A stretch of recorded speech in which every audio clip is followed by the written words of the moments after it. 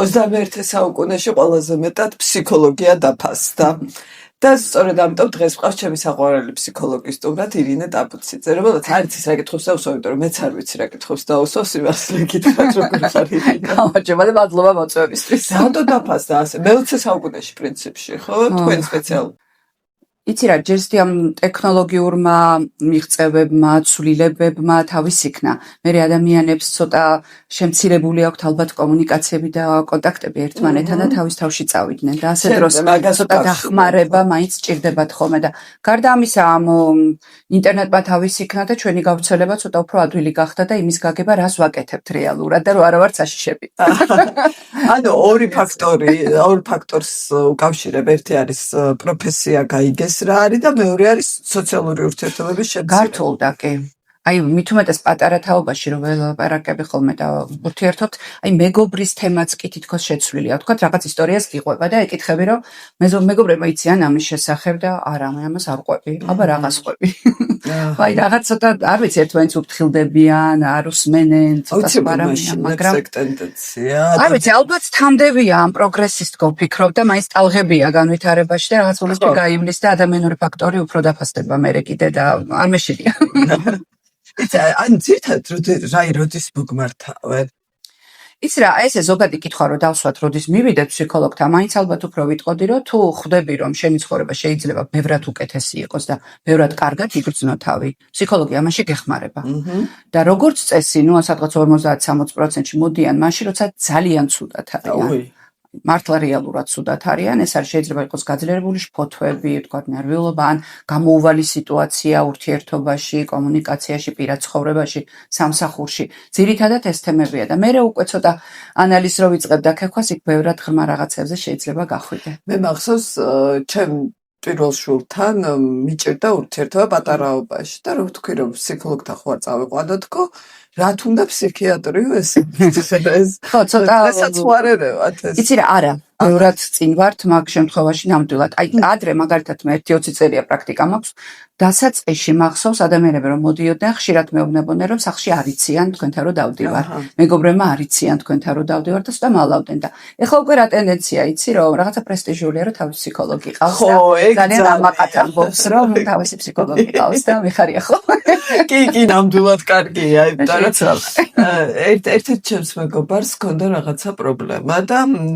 ვისთანაც ჰქონდა პრობლემა იმას უთხრა რომ აი ფსიქოლოგთან გადიხილეო და მერეო ფსიქოლოგმაო რა გითხრაო რა იყო მართალიო და რა ანუ შენ მართალი ყავთ რაღაცა დოზით გონია რომ საჯულიც გონიათ ხოლმე არანაირი კავშირი მაგასთან არ აქვს ამას წინათ ვიხილავდი ზუსტად მაგ თემას რომ ადამიანი შეიძლება მოდიოდეს და გატყუებდეს. ეს არის მისი გადაწყვეტილება, მისი პრობლემა.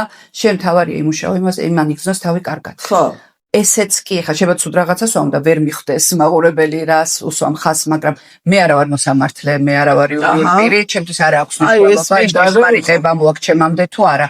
ჩემთვის თავარია იმან თავი კარგად იგზნოს. და ალბათ არც რეცეპტები არ. არა, რა თქმა უნდა, ხო და თუ რაღაცა მუშაობის პროცესში მივდივართ იქამდე, რომ ადამიანი აღიარებს, რომ ხო, რასაც აქამდე ვაკეთებდი, არ ღირდა და მოდი ახლა გახსნილად ვილაპარაკოთ, ესე იგი შეისაქვე კარგად გიკეთებია. იცი ეხლა ცოტა ფიქრობ ხოლმე ხანდახან, რომ ეს ვისაც არ ქონია თქვენთან ესეთი შეხება, ყველა ამბობს, რომ აი ბავშვობის ტრავმა. ცოტა იოლი ხო არ არის ხმაზე გადაბრალება შენი ნუ ჩვენ ასე ვართ სადღაც რომ წამოვიზდებით ხოლმე ყველაფერი ადვილია გადააბრალო მშობლებს გადააბრალო ახლობლებს და ასე შემდეგ მაგრამ მოდი რა ცოტა შორიდან დავიწყებ მაშინ და ამ ნაწილებს განვიხილავ რა ჩვენ ვიზდებით ტრავმებით ამის გარეშე ბავშვის აღზრდა ვიბადებით კიდეც ნუ ვიბადებით ვიზრდებით მშობელი რაც მე ვერ წარმოვიდგენია როგორ იდეალური უნდა იყოს მშობელი რომ ტრავმა არ მოგაყენოს და თუ სადღაც თეორიულად დაუშვებ რომ არანაირი ტრავმა არ მოგაყენეს რამდენად საერთახარ საერთოდ ცხოვრებისთვის ეს კიდე ცალკე თემაა ხო ჩვენ შვილებს გავზვით ტრავმებით ისინი თავის შვილებს და მოკლედ ამას რო გაიაზრებ ცოტა მარტივდება ცხოვრება ეს ერთი მეორე ეს ტრავმა არ უნდა იყოს ისეთი დამანგრეველი რომ პიროვნულად მართლა მოგშალოს და აღარ იბარგო ცხოვრებაში. ხა ის ძალიან ძალადობაზე და ათასუბედურებაზე მე არ ვლაპარაკობ. იქ ცალკე ჩვეულებრივი სტანდარტულად ყოფითი ტრავმები ხო ვერ აიცილებ თავიდან. და თავის დროზე როცა დავიწყე ცოტა ფიქრი ღრმად ამ თემაზე, რას მივხვდი იცით რომ ჩვენ ყოველ მოცემულ მომენტში ადამიანები ყველანი ასე ვართ ვიღებთ ჩვენთვის პოზიტიურ გადაწყვეტილებას ანუ რა არჩევანიც გვაქცევის ვირჩევთ იმას რაც იმ წუთას გონია რომ ყველაზე კარგია მაგალითად დღეს მე შემეწო თქვენთან მოვსულიყავი არ მოვსულიყავი და მეძინა სადმე წავსულიყავი და ასე შემოხვედია წინასახალწოდ რატო იმიტომ რომ თქვენთან მოსვლა ჩემთვის ყველა შესაძლო არჩევანში ყველაზე კარგი გონია აი ეს მშობელიც როცა უზრდის იმ კონკრეტულ მომენტში როგორც იქცევა გონია რომ საუკეთესოა მისი სულა და საუკეთესოა მისი დამოკიდებულება რამდენჯერაც არ უნდა დავაბრუნოთ იმ მომენტში დროის მანქანით იგივეს გააკეთებს იმიტომ რომ იმ წუთას თვლიდა რომ ეს იყო საუკეთესო აი ასე რომ უყურებ მშობლის ქცევას რაღაცა მარტივდება და უფრო მიმტევებელი ხდები და მაინც გონია რომ რაღაცებს არ გავაკეთებდი ისე როგორც გავაკეთე შვილებთან მიმართება ეს და საკამათო თემა არა მაინც გონია რომ აი იმ კონკრეტულ სიტუაციაში შეიძლება აი იგივეს ისა აი რადგან ბავშვებზე ჩამოვარდა საუბარი ძალიან ისეთი ჩემთვის ტკბილეული კითხვა იმიტომ რომ გონია რომ მაინც შეცდომა მაქვს ამ აქ დაშვებული შესაძლოა შევ ყველა თოვლის ბაბულის უნდა ჯეროდეს ოიდე ძალიან ტკბილულ თემას შეეხეთ მე პირადად ჯეროდა ძალიან დიდხანს და ძალიან ბედნიერი მახსოვს აი ეს ახალი წლები როცა ღამე არ მეძინა და შფოთვით მეძინა დილით როდის დავხვდებოდა საჩუქარი თავთან და მადლობა ჩემ მშობლებს მაგისთვის ძალიან განსაკუთრებული იყო ჩემთვის ახალი წელი ჩემ ძმასთანაც ასე ჩემი შვილები ცოტა სხვანაირად წავიდა ეგ ამბავი ორ უფროს სამი მყავს და ორი არის მიყოლება უფროსები მიმართ კაი ხანს ჯეროდა ძალიან ბედნიერები იყვნენ და პატარა არის 4 წლის მერე დაბადებული და საკმაოდ პატარა იყო რო უთხრეს რომ თოვლის პაპა არა ისა მამიკოს მოაკ ბართლა აი უცბად როგორ გაუცამტვერეს ეს ბავშვობის მე ვაპირებდი რომ იმისთვისაც ზეიმი ყოფილიყო მაგრამ არ გამოვიდა ხო აი ჩემს უფროს შვილს რაღაცა 7 წლის ასაკში მეგონა რომ სკოლაში ეტყოდნენ მეც ხო ხანდახან ხდება ესე მეც საკმაოდ მეგონა რომ ადრე იყო ეს და ძალიან არის მან ძალიან საინტერესო ხა ჩემი თავი მახსოვს მაგ განცდებში რომ რაღაც მომენტში რა თქმა უნდა ხვდები რომ არანაირი თოვლის პაპა არ არის სადღაც აი 6-7 წლიდან ხდები ხა თავის მოტყვა მაგრამ იმდენად ლამაზი ეს ყველაფერი და ისეთ სიხარულთან არის დაკავშირებული რომ არ გინდა რომ დაიჯერო რომ სხვა რამეა და არც გინდა რომ გითხრან კაი ხანს თუ გაგძელდა ამიტომ რა ვიცი მე პირადად სუბიექტური ვარ მაგრამ მაინც ვიტყვი რომ ბავშვს ესე რა ვიცი 2 წლიდან უთხრა რომ მშობლები ყიდულობენ საჩუქარს ცოტა ისე რამდენ ხანი და გაუხანგრძლივო აი ეს შენი აზრით ძალიან დიდ ხანს ვერ მაინც ვერა სადღაც 7-8 წლისთვის ყველა ვიღაცისგან მაინც გაიგებს და ისედაც შეიძლება თქმა თქვა შეგიძლიათ არის ეგეთი რეკომენდაცია რომ უთხრათ რომ აი 10 წლამდე მოაქვს თოვლის მამულას და მე რეიცოდე რომ всё მე უკვე ჩვენ უნდა მოგიტანოთ და შეგიძლიათ ესე ჩაანაცვლოთ ან სადღაც 8 წლამდე მოაქვს და მე რეიცოდე რომ ჩვენ მოვიტანთ და მსგავსი გამოს თუ არ გინდათ რომ მოატყუოთ ბავშვი მაგალითად და ის პატარა ასაკი მე მგონი ცოტა ვაჩუქოთ შეიძლება ხო რა კარგია რა როგორი ძალიან დიდ ბედნიერებასთან არის დაკავშირებული და რატო არა აი ბევრჯერ გვითქვავს კიდეც რომ ბავშვი არის ოჯახის სარკე მაგრამ რატო ხდება რომ ერთ ოჯახში დაბადებული ორი ბავშვი ერთმანეთისგან რადიკალურად ხომ განსხვავდება და ხასიათის ამბავი გავიგე მაგრამ აი ქცევა ყველაფერი დამოკიდებულება საკითხებისადმი რადიკალურად უნდა იყოს ეს არის ჩვეულებრივი ამბავი ამასთან ლექცია მქონდა ზუსტად მაგ თემაზე მაგაგიზიარებ თუნდაც ერთ-ერთი პირველი მიკვლევა დაიწყო ადლერი იყო ადლერი არის ფროიდის პერიოდის და საკუთარ კარგი ფსიქოლოგი და იმან მიაქცია ზუსტად ყურადღება რომ ერთ და იგივე ოჯახში დაბადებული ბავშვები იმის მიხედვით რა თანმიმდევრობით გაჩნდნენ და რა სქესის არიან კიდევ მათ ემატება სხვადასხვა ხასიათს ავლენენ და ნუ ნორმა ესე უნდა იყოს მაგალითად უფროსი ბავშვები ერთი რომ ინტელექტუალურად ყველაზე ზევით არიან იმიტომ რომ აი დაახლოებით უხეშად რო გითხრათ ასე ითვლიან ხოლმე დედის და მამის ინტელექტის საშუალო არითმეტიკულია მეორე არის დედის მამის და პირველი შვილის საშუალო პირველ შვილებზე მოთხოვნა მეტი აქვს, ამბიციაც მეტი აქვს ასეთ ბავშვებს, ცოტა მენეჯერული უნარები უყალიბდებათ, იმიტომ რომ ყველაფერი მათ აქვს ჩაბარებული, შენ დიდი ხარ, შენ მიხედე, სახლიდან გადიხარ თუ რამეს აბარებ, ხშირად ასე ხდება ხოლმე და პასუხს აგებენ, შემდეგ დაძმაზე ან კიდევ უფრო მეტი თუ ყავთ, მაშინაც კი როცა ძალიან პატარაა სხვა. ხა მეც მომივიდა იგივე და ნუ ვერაიცი. ჩემს ოჯახში პირიქით არის. ხო, ხა მანც კესკა. პატარები უფრო. მეორე შვილი ინტელექტში გეთახვები უფროსები მენეჯმენტში პატარები ჩაგრავეთ ხო შეიძლება არ ვიცი მოკეთ პირველისადმი მოლოდინი ბევრად მეტი აქვს მშობლებს და ხშირად არის ხოლმე თუ რამე ოჯახური ბიზნესი ან რაღაც პირველი განიხილება რომ მაინც უნდა გადაბარდეს მეორე შვილი თუ შუათანაა, ოღონდ ამ შემთხვევაში და თქვათ მესამეც არის და მეოთხე გაჩენილი. ყველაზე მოქნილები არიან ემოციური თვალსაზრისით. მამა ჩემი ამბობდა ყველაზე დაჩაგრულები ვართ შუათანები. თითქოს ისე ჩანს დაჩაგრული, მაგრამ ლავირების უნარი აქვს ძალიან კარგი, ანუ უფროსებთან, პატარებთან კარგად ურთიერთობენ და ცხოვრებაში ეს ძალიან ადგება და ადრე ამბობდა რომ პირდაპირ პოლიტიკოსებად იხადებიანო, როცა შუაში არიან ბავშვები. აი ნაბოლარები სულ ერთია შუაში რამდენია მოკეთ ნაბოლარა ბავშვი. ნაბოლარი ბავშვის გაზრდისაც შეურებს ამდენი ნერვები აღარ აქვს, ხა ძალიან მარტივად რო გითხრათ, ბევრად თავისუფლად და ლაღად იზრდება.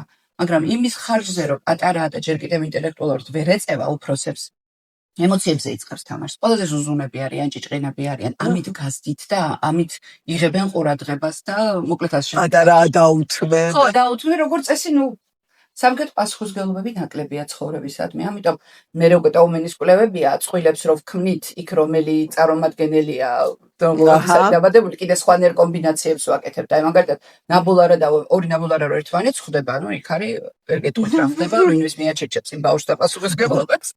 სტრებაზია. ისევე როგორც ორი პირველი შვილიც რთული თემია, რა თქმა უნდა, ამ ლიდერულთვისას თუ კარგად ზღვარი არ გაავლეს პასუხისმგებლობებში უჭირთ ხოლმე რა. დედის ერთები გასაგებია, ახლა როგორც იზრდებიან, ბევრად თამამებიან, ბევრად ლაღები, მაგრამ ნაკლი რაც აქვს დედის ერთობას ძალიან დიდი მოლოდინია მათ მიმართ და აი პრაქტიკულად შეცდომის დაშვების უფლებას არ აძლევენ საკუთარ შვილს, რომ ანუ და გაამართლოს ყველაფერი. კი, ჩემი დედის ერთა მეგობრები მაგას ამბობენ, რომ ვერ წარმოედგენთ რა ცუდია დედის ერთობა. ძალიან დიდი ტვირთია. და არა მარტო გაამართლოს, რამე კარგად რო გამოსდით და კარგად მიდის, ეს არ იქმნება როგორც ჩვეულებრივი ამბავი. არავინ არ გაქებს ამის გამო. აი შეკებაზეც მითხარი რა, ბევრი შეკებაო აფუჭებს ბავშვს. არაფერი არ აფუჭებს. აღარ მახსოვს ვის ირჩება, მაგრამ მთელი ცხოვრება დავამახსოვრდა, რომ ყველა ერთ საყვედურზე სამი შეკება უნდა მოდიოდეს ბავშვის აღზრდის დროს. ძალიან მომწონს ეს. ოღონდ მან რა თქმა უნდა ხას უსვამთ, ტყუილად არ ვაკებთ. ხო? მაგის გაკეთება არ შეიძლება, ბავშვები ამას გრძნობენ.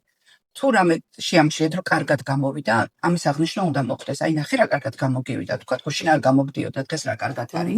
და არა ისო მე რა კაი გოგო ხარ, რა კაი ბიჭი ხარ. ესეც კარგია, არარაობას როგორ არ ჯობია, მაგრამ ჯობია რომ მის წარმატებას, მის კარგად რაღაცის გამოსვლას, უნარების გაუმჯობესებას, ამას გაუსვათ ხაზი, იმიტომ რომ ბავშვობაში თუ შეფასება მთლიანად არის დედის და მამის შეფასების ანარეკლი. თვითონ არა აქვს ეს. ხო, და პრინციპში მერე მიყვება ლაიტმოტივი. ვიცხოვრება რესურსია. ეგ ნამდვილად ეგრე. თუ არა და მე რეწვალობრო, აი ნელ-ნელა ეს ამოქაჩო როგორმე და აი ბავშვობაში შექმნილი მაღალი თუ შეფასება უკვე სერიოზული რესურსია და იქ თუ კიდე დააშენე, კაი რამე გამოგდის. ისე როგორი ტრადიცია იყო არა, ესე მეფე რომ ჩემი მახინჯი იცი ამდენ ხანთან ძალიან მახინჯა იმეყა. ხო, ახლა შეიძლება ვარსკვლავს არ წყვიტები, მაგრამ ესეთი მახინჯიც არა ვარ როგორცაც მე. არა, მაშინ მე მგონი ის იყო, ხო, რაღაც წესი იყო, ეგეთ რომ ძალიან არ უნდა შეგექო, არ უნდა გაგეთამამებინა, ტრად გაზარდე და მოყურად გამოგადგება და ერთხელ მახსოვს, კევი მომცა ჩემმა კლასელმა და კევს ღეჭავთ სუხუთები მყავდა ყველაფერში და მასწავლებელმა დღიური გამომართვა და ორიანი დამიწერა და კევის ღეჭვისთვის ყოფაქცევაში და უნდა გენახათ სახლში როგორი სასამართლო მომიწყოს, რომ როგორ გავბედე მე კევი დავღეჭე სკოლაში და როგორ მივიღე ორიანი ყოფაქცევაში, ათა როგორ ბავშვი ვიყავით, სადაც მიმაყუდებდნენ იქ რომ როგორ შეიძლება. აი ეგ მახსოვს ძალიან მწარედ. და სამართლო იყო. ხო, არა, მე თავს დამნაშავედ გრძნობდი როგორ გავბედე. აი დანაშაულის გრძნობაზე მითხარი რა. აი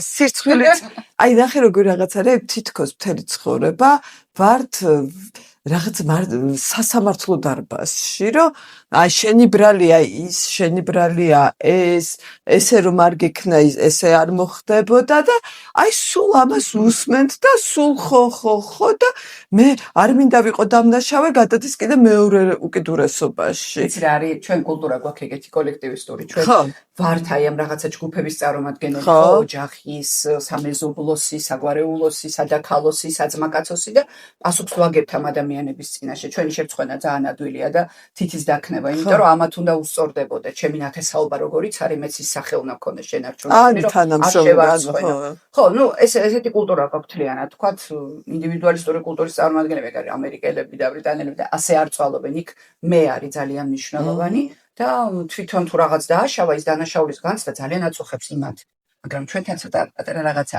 ჩვენ თუ არავინ დაგვინახა რომ აი გავაფუჭეთ ეგეთ შემოწუხებელი არ არის. ყველაფერი.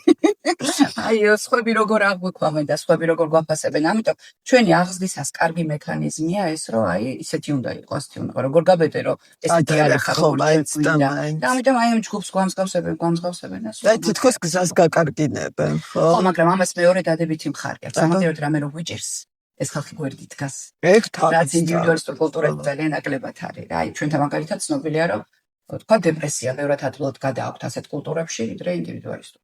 ანუ გავსებენ. სადაც თანადგომა მეტია. ჩვენ ხარკს ვიხდით აი ამ თანადგომისთვის და თანაგრძნობისთვის, ხო გზა არ არის.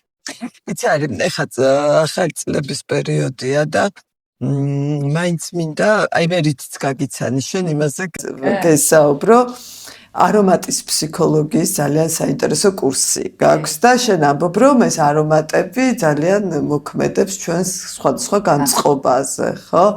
და მახსოვს ეს შენი ტვინის მართლა ხო და აი სუნი ადამიანის სუნი მე მაგალითად ვინმე რომ მენატრება სუნი მართლა მომდის რა უცნაური რაღაცა აი ეს რა მოვლენა სუნი და არომატი ყველაზე ღრმად ჩდება მეხსიერებაში აი ყველაზე უძველეს ტვინთან არის დაკავშირებული ოდესღაც ჩვენ ამის დახმარებით ვარჩევდით ხო იქ საკოცნო ვიპოვებდით რაღაც ვეძებდით ან გაფუჭებულ პროდუქტს ადვილად ვცნობდით ადამიანებს ერთმანეთს ვეძებდით სუნით რაც ახლა ნელ-ნელა კულტურამ ჩაანაცვლა და ცოტა ვიზუალურ მხარეზე მეტი აქცენტი აქვს გადატანილი თორე ოდესღაც ეს ძალიან ძლიერი იყო ჩვენში დღეისათვის მაგალითად ითვლება რომ იმ გენების მატარებელი რაც ვართ აი ამ გნოსვის გენების სადღაც 2/3 არ მუშაობს იმიტომ რომ კულტურამ შეიწირა ეგ თემა თორე მაგალითად გაკრახმალებული თეთრეული სუნი ხო და აი ეს ერთხელ თუ შეგიძურა ტვინში რაღაცის სუნი და რაღაცას მიება ღუზის დადებას ვეძახით ამას ფსიქოლოგები გაქვს და გაქვს აი მაგალითად თუ ვიღაც ადამიანს იცნობ რომელსაც ხშირად ერთი და იგივე სუნა მოასხია ეს სუნამო სადაც არ უნდა წააწყდეს ხამთას იქით ეს ადამიანი გახსენდება იმიტომ რომ ეს მიწებებულია ერთმანეთს და დადიან ერთად ხო და ბევრი რაღაც შეუძლია სინამდვილეში არომატ ძალიან ბევრი მე რო ვიკვლევთ ახლა მე და ჩემი მეგობარი ვაკეთებთ ამ თემას ძირითადად და რაც უფრო ღრმად მივდივარ ჩემი ინტერესი უფრო წავიდა სუნამოებისკენ იმიტომ რომ აი ძალიან მოხიბლული ვარ როგორ შეიძლება ადამიანმა შექმნა სხვადასხვა ინგრედიენტით არომატი რომელიც გარემოში არაფერს ცulis მაგრამ ზეიმს გიწყობს მაგალითად აი მე კი მე მაქვს ერთი ეგეთი სუნამო ძალიან ძვირიანი სუნამოა და ამიტომ ხშირად ვერ ვყიდულობ და აი ყოველთვის მაქვს ხოლმე ესე ცოტა გადანახული ბოლომდე არ რომ აი ძალიან ცუდად როცა ვარ მაშინ უნდა დავისხარო კარგ ხასიათს მაშინვე კი საერთოდ განწყობას გიცulis დამოკიდებულებას გიცulis და ისიც ითვლება რომ აი რაც უფრო მეტი ემოციის და განწყობის გამოწვევა შეუძლია სუნამოს მით უფრო კარგი ქვია და პრინციპში უფრო ძვირიანიც არის იმიტომ რომ ბევრი ინგრედიენტის და კომბინაციაა და ცulis აი ერთმანეთში გადადის მე ეს დამოკიდებულება. და იცი აბა ინტერესებს აი მარკეტერებს თუ ეხმარები ხოლმე ამ არომათერაპია. მე არ ვეხმარებ, არომა მარკეტინგი. ხო, აი ეს არომა მარკეტინგი ახალი ისეთი მიმართულება. და მშვენივრად გაიდგა ფესვები ჩვენთანაც და ძალიანაც კარგი ხო. ხო, ეს რა შეთიხარ ახალი. წელზე მე არა მეტია, მე მგონი 15 წელია უკვე საქართველოში ძალიან აქტიურად გამოიყენება. მე მგონი მაკდონალდსის შემოსვლის მერე უფრო არა ერთ-ერთმა ბანკმა შემოიტანა საქართველოში. დაამკვიდრა და მე უკვე ნელ-ნელა გავრცელდა და ბრენდი სუნია ჩვეულებრივი რომელიც განწყობას უნდა გიქმნიდეს იმ ბრენდთან დაკავშირებულს საჩედი ხარ რა სიტუაცია მაგალითად ბავშვური განწყობა გჭირდება თუ ამაღლებული თუ რა ვიცი საქმიანი და ასე შემდეგ და ასე შემდეგ ამდენი ნაკვლევი რო გაქვს ეს სუნები გეხოცები ერთი ეგ მითხარი მადას რა სუნი აღვიძობს ვიცი მაგრამ რა აგდებს ეგ სუნი არსებობს იქაც რამდენხანია შესწავლილია ყველაზე მარტივი და ეს ადვილად გამოსაყენებელი არის დარიჩინი არა დარიჩინი. ამას მოაყარე ცოტა დარიჩინი, აღარ გშივდება, კაი ხანს აღარ გშია. ჩემზე რა თუ არ მოქმედებს. მოქმედებს ამჯერ. აუ როგორ მეშიება, უდარიჩინო წარობ. ძალიან თუ გშია ფიზიოლოგიურად და 4 საათია და 5 საათია არ გიჭამია, დარიჩინი ვერ გიშველის გასაგებია, მაგრამ დარიჩინი დაგიცავს აი ახემსებისგან და სასწაულები რო გვიყვარს და უცბად ხელი რო წაგიცდება და ასე შემდეგ. მოიმარაგეთ დარიჩინი ახალ წელს. არის ხო, რაღაცები არის, რაც გვეხმარება ცოტა მათი შეკავებაშიც და არა მარტო სუნები იქ ფერებიც ხო, ცალკე ჩემი საყვარელი თემა. აბა ეგეც მე. სამზარეულოში რა ვქნათ? მაგალითად თბილი ფერები მადას აღძრავს უფრო. ყვითელი, წითელი, ნარინჯისფერი და ასე შემდეგ და მადას ტრგუნავს ცივი ფერები. ლურჯი, ცისფერი და ასე შემდეგ. აი მაგალითად ვისი იყო აღარ მახსოვს, მაგრამ თუ გინდა რომ სტუმარი შენთან მეორეჯერ აღარ მოვიდესო, ცისფერი ფინჯანით უნდა მიართვა რაიო და აღარ მოვარასდროს და ყველაზე უგემურად დალებს ჩაის. ნეიტრალური თეთრი ითვლება ხა კარგ რესტორნებში, იმიტოა თეთრი ჭურჭელი, რომ ყველაზე ნეიტრალურია და გემოს ისე უნდა აღიქვამდე, როგორც აღიქვამდა და ანჩენი შეგიძლია უკვე კომბინაცია. და როგორ შევატყუო ჩემი უგემური საკვები, რა ფერი თებში ჩემშვილებს რომ კარგად ზის ფერები, მოყვითალო, მონარჯისფრო, მოწითალო, აი ყველა თბილი ფერები ყველა მადას აღვიძებს. აჰა. შეგიძლიათ სამზარეულო გააკეთოთ საერთოდ. არა, სამზარეულო არა, თებში ვიყიდე პირდაპირ დარინჯის. ანუ ითვლება რომ ცოტა უფრო მეც ვჭამთ თებშიდან, ვიდრე ჩვეულებრივ სიტუაციაში. ხო, იმიტომ რომ სუპებს არ ჭამენ, გაიზარდნენ, მაგრამ მე ნერვიულ. ხო, ახლა მაინდა-მაინც რო გითხრათ რომ რაც არ უყვარს იმას შეჭამს ახლა წითელი თებშიდან, ცოტა რაღაც მეეჭვება. სლანდეგრეც არის საქმე. ცოტა უნდა უყვარდეს და ცოტა მეც შეჭამს ესეთ თებშიდან. აი რა ფენომენია საჩუქარს რო ვაკეთებ ვიღაცისთვის სეკრეტ სანტას პერიოდი. მე მგონია რომ მე უფრო მიხარია მისთვის საჩუქრის გაკეთება და რატო ვზობ თავს უხერხულად როცა მე მიკეთებ საჩუქარს. არ დაიმსახურეთ თუ რა? ხო, აი არ ვიცი რა ხდება. და თქვენს გამო შეწუხდა, თქვენს გამო რაღაცები, მით უმეტეს თუ კარგი საჩუქარია და ხვდები რომ აი ძალიან შინაგან რაღაცებს შეეხო და კარგი კი არა, ნაფიქრი. ნაფიქრი, მაგას გულწრფელს მაგას ვეძახი, რომ იცის როგორი ხარ, იცის რა გაგიხარდება, იზრუნა, იფიქრა, ეძება, როცა ამას ხვდები რა თქმა უნდა ხერხულობის განცდა არის, რომ ასე შეწუხდა და ნუ არის საჩუქრები, ზუსტად იცი რომ რა ვიცი, ხა ვიღაცისთვის, ან ვიღაცა მაჩუქა და მე შენ მოგიტანა ხდება ხოლმე ეგეთი რაღაცეები. მაგ დროს არ მგონია ეგრე უხერხულად იცნო თავი. მაგრამ საჩუქრის გაკეთება თავისთავად ძალიან კარგი მომენტია, იმიტომ რომ რაღაც შენ საზდებ, ეძებ, წვალობ და ძალიან გინდა რომ გაუხარდეს და მგონი შენ უფრო მეტად გიხარი კიდე. ვიდრე გამოხატავს ხო? უკვე გამზადებული მაქვს საჩუქრები და ერთი სული მაქროდის ვაჩუქა. არა, ძალიან კარგი შეგრძნება. და საერთოდ კარგია საჩუქრების გაკეთება ერთმანეთისათვის, იმიტომ რომ დამატებით სიყვარული ჯესტი არც არ არის ზედმეტი ხო და შეამოვნებს რა.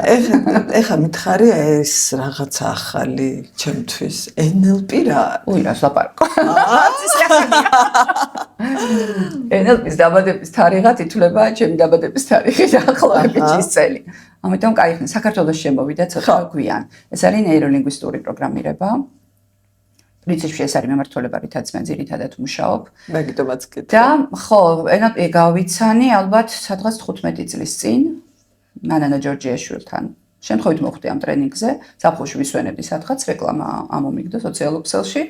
ის რა არის? მე რაღაცები წავიკითხე, რაღაც ვერაფერი ვერ გავიგე წაკითხვის მერე სიმართლე გითხრათ, იმიტომ რომ წიგნიდან არ ისწავლება ამას, ვერ ისწავლი წიგნიდან, ძალიან პრაქტიკული მიმართულებაა და მოვხვდი ტრენინგზე და ნუ იმის მერე დავრჩი ამ სფეროში, იმიტომ რომ აღმოვაჩინე რომ აი ეს ტექნიკების, მიდგომების, მთელი ფილოსოფია ასე ვიტყოდი ამ მიმართულების ძალიან აჩქარებს სამუშაო პროცესს. ორჯერ და სამჯერ აჩქარებს და ნუ ჩემთვის ეს აღმოჩნდა ძალიან მიმზიდველი, რომ ძალიან სწრაფად გამოვიწვიო ცვლილებები და ეს ვა, ეს განცდა რო ჩდება ადამიანთან, ну, აი რა გითხრათ, ყველა ანაზღაურება ჯობია.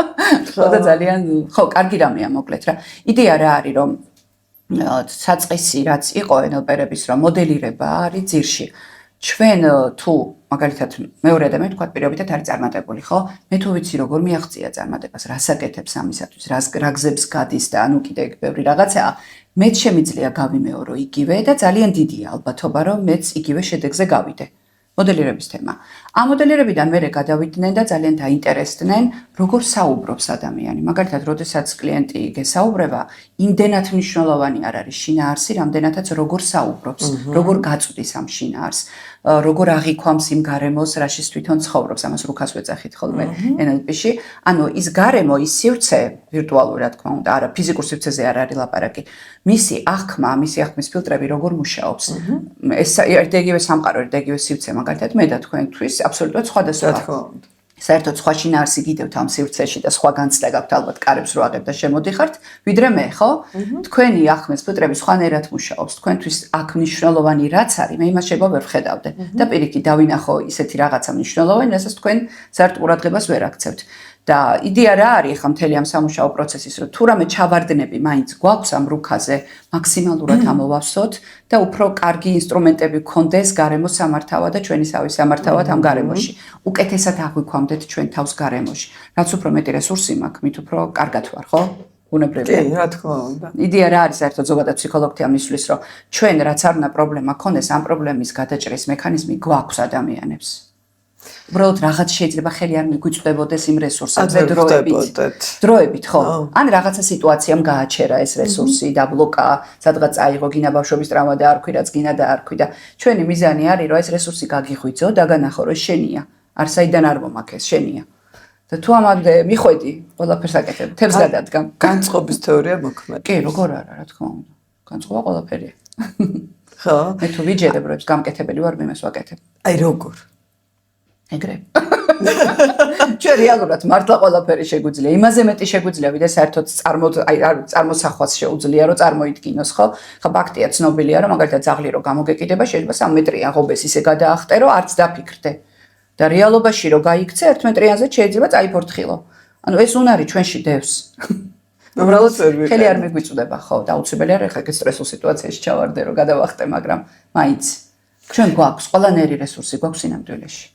და არის თუ არა რაღაცა სავარჯიშოები, მე რო ჩემი აი განწყობის თეორია როგორ თქვა, განწყობა მავარჯიშო. მისთვის მიზანი რა გაქვთ? თუნდაც იმისთვის რომ მივხვდე რამე და ცხოვრებაში. არიცით რა გინდა ცხოვრებაში დავიჯერო. სიტყვაზე ვაღე ყველაზე დიდი პრობლემა მე მგონია ადამიანებს იციან რა უნდა. იციან. შეიძლება ის რაც რაშიც არიან და რაშიც მოქმედებენ და იქცევიან ხვის სიმითითება, ეგ სხვა თემაა.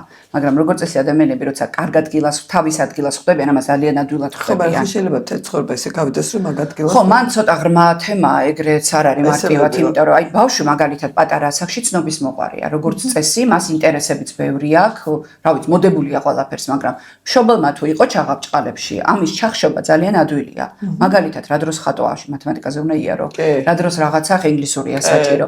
აი ჩახშობი და დაამთავრე და საერთოდ უყრუხარ. ამ ფრთების ესე მოჭრით, ეს ინტერესები და მე რა მინდა ცოტა დაძინებულია ხოლმე მე.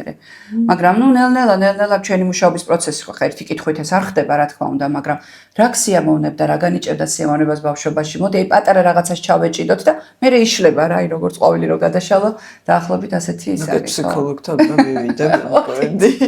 ჩემი ეს განწყობები რო ვმართო ამის ხო და მაგას ერთი ცუდი რამე დავამატოთ, მაგრამ მაინც უნდა ვთქვა. ხანდახან ის რომ არაფერს ვაკეთებ და არ ვიცი რა ვაკეთო, ძალიან მშვენიერი თავშესაფარია. ჩემი შეცდომებისაგან და წარუმატებლობისაგან დასაცავად. ხანდახან ხდება რომ სხვას ვაბრალებთ ამას. შენ რომ არა, ძალიან ცნობილი სცენარია, ხო? საკუთარ მე რამე წარმატებ. იშვიათად ხო, ჩვენი კულტურა არ არის ეგეთი, რომ ეს კონტროლის ლოკუსი შიგნით გქონდეს გარეთ, ხო? ყველაფერის ხესიბრალი. დინებას მიყვები რაღაც. ხო, დინება შეიძლება არა, მაგრამ ნუ სხვა არის დამნაშავე, მე ნაკლებად. ესეთები ვართ, ხო? და მოდი რაც გვაქვს, კარგია თუ ცუდია, საჩვენოდ გამოვიყენოთ. ეგ არის მაინც ყველაზე მნიშვნელოვანი, ხო? ყველა ერთს, ყველა კულტურას, ყველა ადამიანს აქვს თავისი რაღაც დადებითი, რაღაც უარყოფითი და აი რაც გვაქვს, შემთხვევით გაჩენილი არაფერი არ არის, ხო? არანაირი თვისება, არანაირი უნარი. ოდესღაც გამოგვადგა და იმიტომ გვაქვს და რაში შეიძლება ეს გამოვიყენოთ, რაში გვეხმარება ეს დღეს? აი ეს კითხვები უნდა დაუსვათ თქვენ თავს. თუნდაც ის რომ არ ვიცი რა ვაკეთო, რაში გეხმარება ის რომ დღეს არ იცი რა აკეთო, რისგან გიცავს?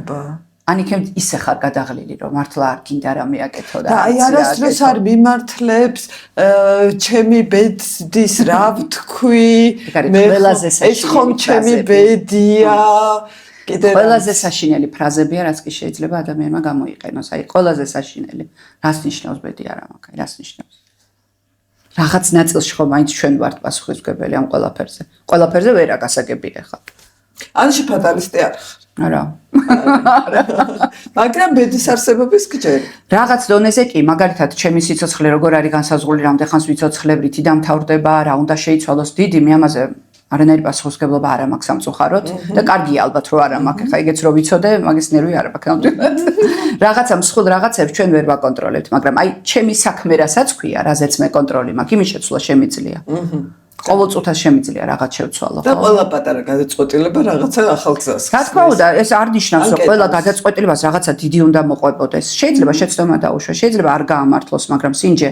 და შეცდომა ხო უნდა გიყვარდეს იმიტომ შენია აი ცოტა კაი რამეზე მივედით ახლა მე მგონია ასე რომ აღზრდის დროს ყველაზე დიდი ფუფუნება რაც შეიძლება მშობელმა მოგცეს ეს არის შეცდომების დაშვების უფლება რომელსაც ყველა არ იძლევა გაზა.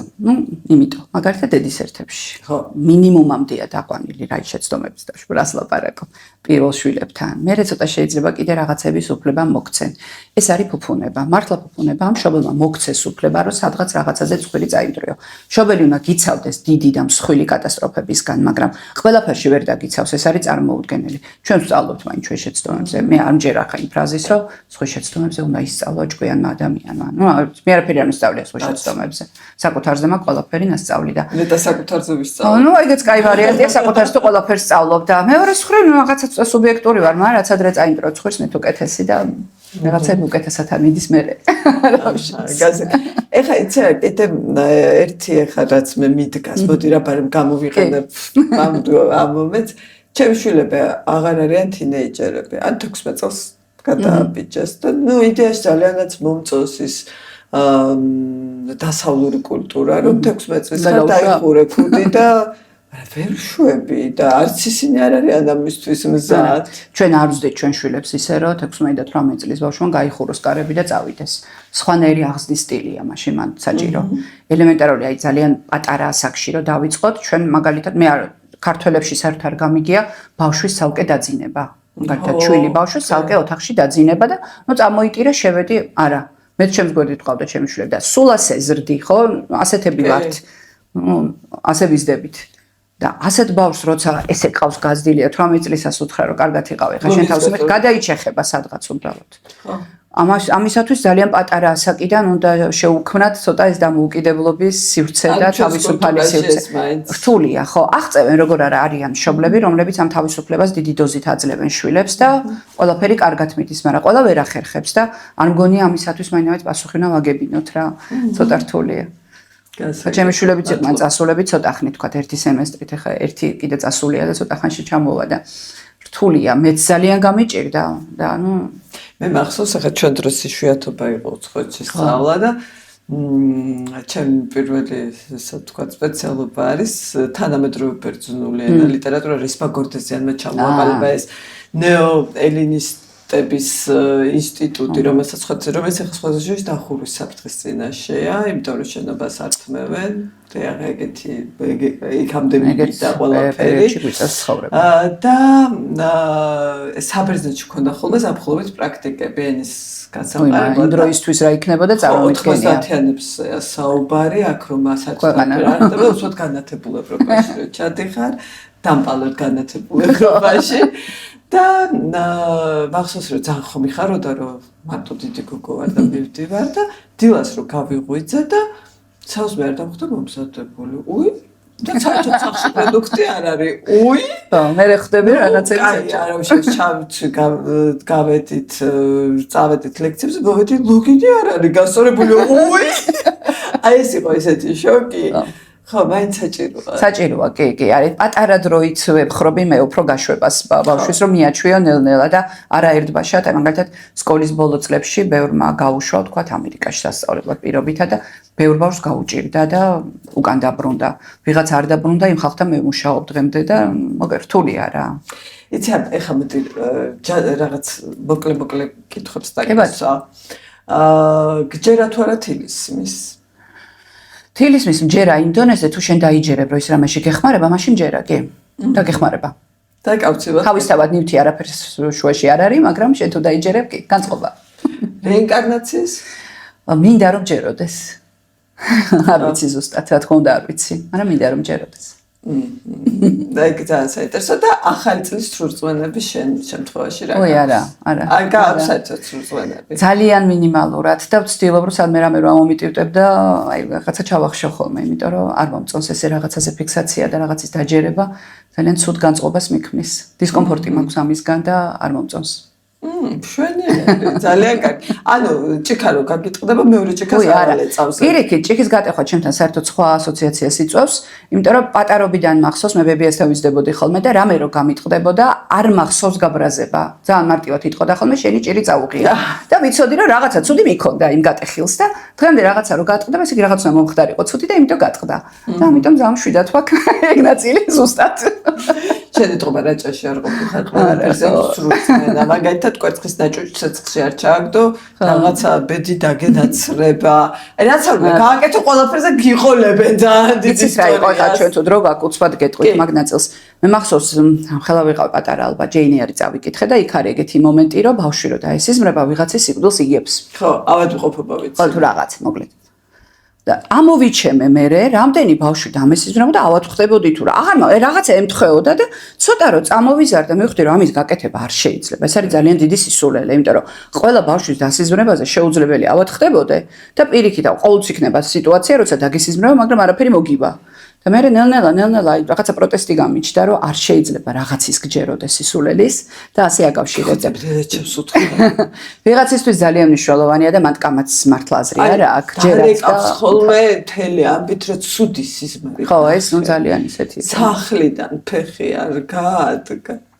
თუმცა ერთი რაღაცა მაინც თქვათ რა რაც შევა მეცნიერების მიღმა მაგრამ რაც ინტუიცია ქვია და რასაც შეიძლება დღეს მეცნიერება ვერ ხსნის მაგრამ მაინც აქვს არსებობის უფლება და ესე არის რაღაც წინაგრძნობა რაღაცის გამო არ ვიცი რომელიც მერე სრულდება ახსნადი არ არის მაგრამ ნუ ფაქტია ესეთი რამე არსებობს ხო ხო ყველას გვაქვს ეგეთი გამოცდილება მე მომწონს ეს ტრანსერფინგის უნივერსია მაგისი ახსნის არის ნუ უამრავი პარალელური ხაზები რომ არსებობს რომელიღაცა ვარიანტს რომ იჯერებ აუცილებლად სრულდება ეს ვარიანტი მეც მაქვს ეგეთი დამოკიდებულება ჩემთვის ახალი წელი აი ყველაზე მეტად რასთან არის და ზამთარი აი ყველაზე კარგი რა არის შენთვის ახალ წელს და ზამთარი ვისვენებ ეხლა უკვე რაც დიდი ვარ სუნი ალბათ არის ნამცხრების ბავშვობიდან რაც მახსოვს და თუ ხანდახან ხდებოდა ხოლმე ერთი-ორჯერ იყო ესე რომ ახალ წელს სოფელში შევხვდით და აი შემწვარი ვაშლის პენში შემწვარი ვაშლი აი ეს შემწვარი ვაშლის სუნი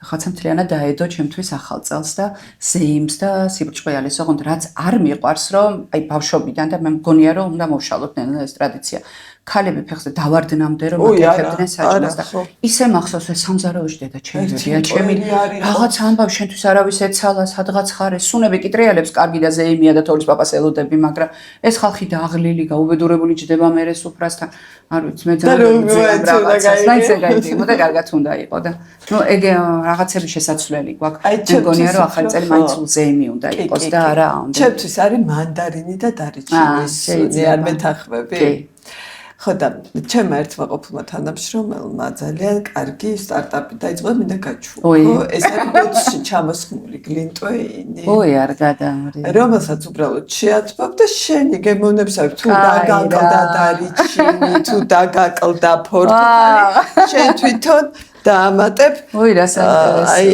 ესეთი გადასარევი ძალიან დიდი მადლობა ბარემ გავარეკლამებ ხო შეიძლება ნახე როგორ შეკუთვა შენ ლამაზია საახალწლო მშვენიერი შეკუთვით ოჩახ მარიკა ქაჯაია ისე მიყვარს ეს წამოწყებული საქმეები ხოლმე აი რაღაცა მოაწე არა ეს ხელით რომ კეთდება რა ლამაზია თან ნახე რა საყვარლა აი მე წარმატებები თქვენ და მოდი მარიკას უსურვოთ და ყველა ადამიანს ვინც იმ საქმეს იპოვნის რაც მართლა გულით საქმეს რომ ყოველობ მაღაზე დიდი ბედნიერება თუ რამე იყოს მართლა კი მაგრამ მთლიანად შეგიძლია ჩაეშვა და აი ესეთი ყველაფრიდან ამოვარდე ისე დროსაც კი რაც ახლა დღეს საქართველოში იყო ბედნიერი ახალი წელი და წარმატებები თქვენ მადლობა მაყურებელს დაემშვიდობეო და გემშვიდობებით გიგზავნით კარგ ემოციას და გისურვებთ თქვენ თავთან დარჩენის და ფიქრის დრო მეტად გქონოდეთ